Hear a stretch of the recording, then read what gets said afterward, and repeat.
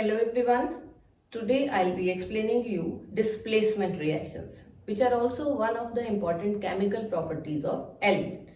And when we discuss about displacement reaction, the first thing which comes in mind, what actually is the displacement reaction? Now, displacement reaction is a reaction in which one element displaces other element from its compound.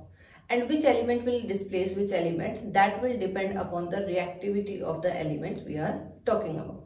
This you can understand better with the help of an activity, and I have drawn a table for your understanding. Here I have drawn a table in which I have written metal, and you will be seeing that I have written sodium, magnesium, zinc, iron and copper.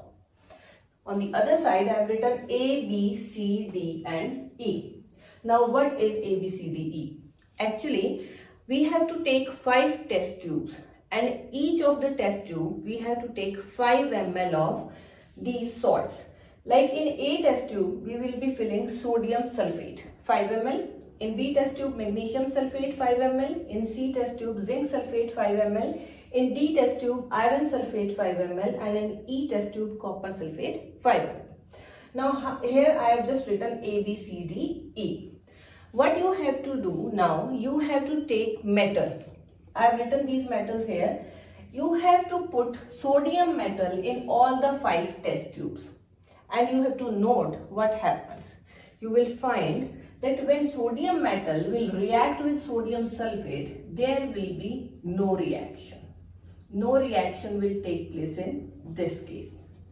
When sodium metal is in the B test tube in which we have magnesium sulfate, you will find there is some reaction occurring. And which reactions will occur, that I will let you know. In C, in which we have zinc sulfate, when sodium is added to that, again reaction will occur here.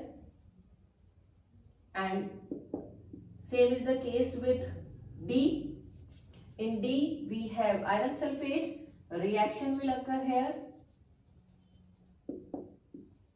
And in E test tube, which we have copper sulfate, on adding sodium, there will be a reaction.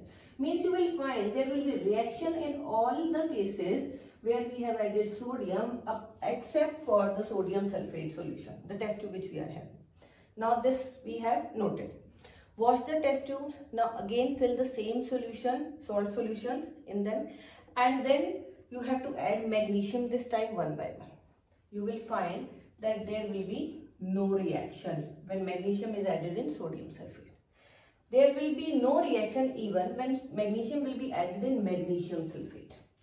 There will be reaction when magnesium will be added in zinc sulfate. There will be reaction when magnesium will be added in iron sulfate, and there will be reaction when magnesium will be added in copper sulfate. Again, you have to wash the test tubes, fill them again with the same salt solution, and now you have to put zinc in all of them. What you will find? There will be no reaction when zinc is added in sodium sulfate, no reaction added in magnesium sulfate, no reaction when added in zinc sulfate. Reaction will occur when it is added in iron sulfate, and reaction will occur when it is added in copper sulfate. Okay. Again, wash the test tubes, fill them again, and this time you have to add iron. When you will add iron, you will find there will be no reaction in test tubes A, B, C and D. There will be only reaction occurring when iron is added in copper sulfate. Got it?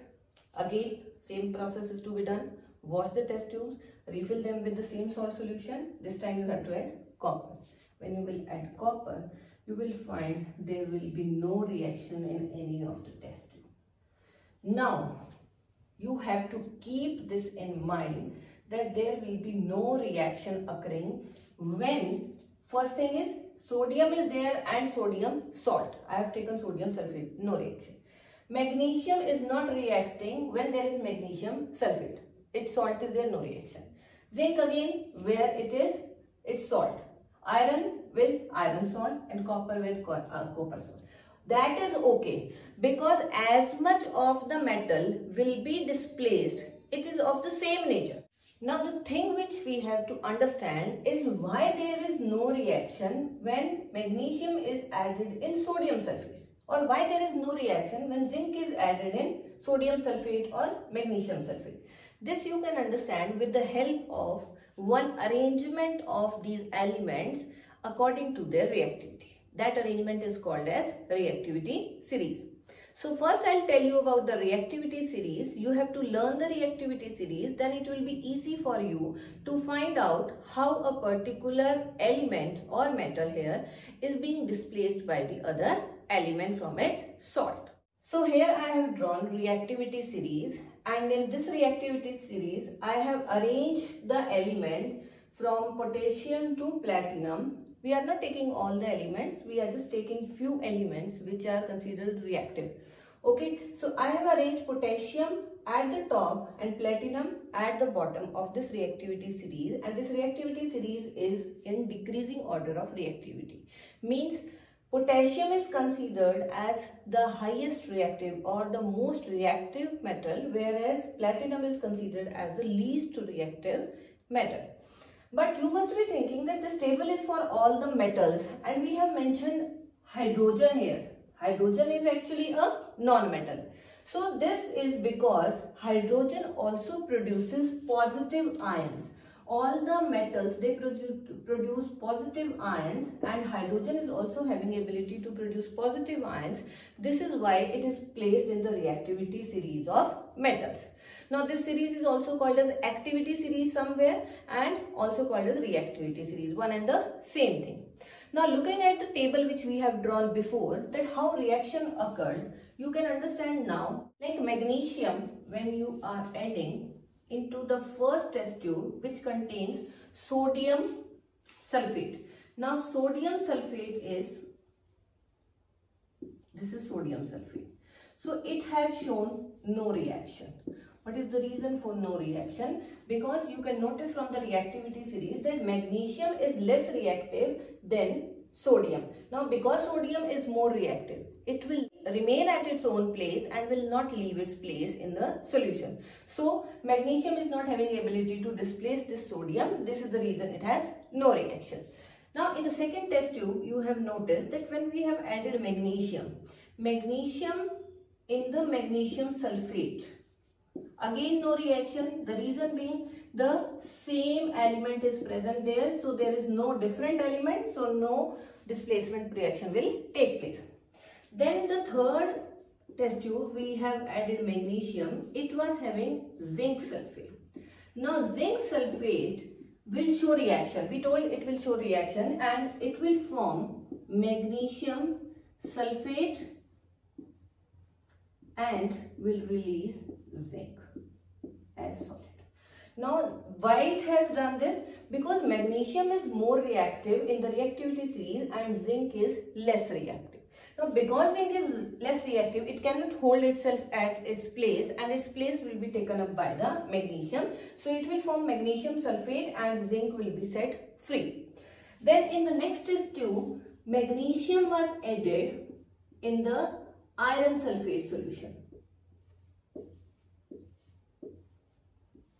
And here you will find that it will form again magnesium sulfate and iron will be set free.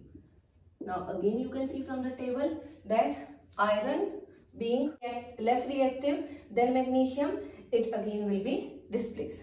And in the last test tube, we had magnesium in the copper sulfate, and it will form magnesium sulfate and will set copper free. Again, the reason can be understood. The reason is that magnesium is more reactive than copper. It is very low in the reactivity series. Now this is one example. If you notice all the metals which I have took and placed in these salts, then you will find that it is easy for us to understand if you have learned this table. Why a particular element reacts, why it displaces the other, that is easily understood with this table. If some metal is already highly reactive and it is making a salt, you will add a less reactive metal in it. it will not be displaced from its salt solution. And the reason is very clear, because of its reactivity. So this is how you can understand how displacement reactions take place. Then we also have sometime the reactions in which hydrogen is also available. Like if you are putting a particular element, like you are taking copper and pouring some sulfuric acid on it. Now sulfuric acid means it has hydrogen. Now what will happen? Because copper is less reactive, it will show no reaction, because it will not be able to displace that hydrogen from the sulfuric acid. Now hope it is clear to you what actually are the displacement reaction and what is reactivity series, and how these reactivity series are helpful in understanding of the reaction between different elements.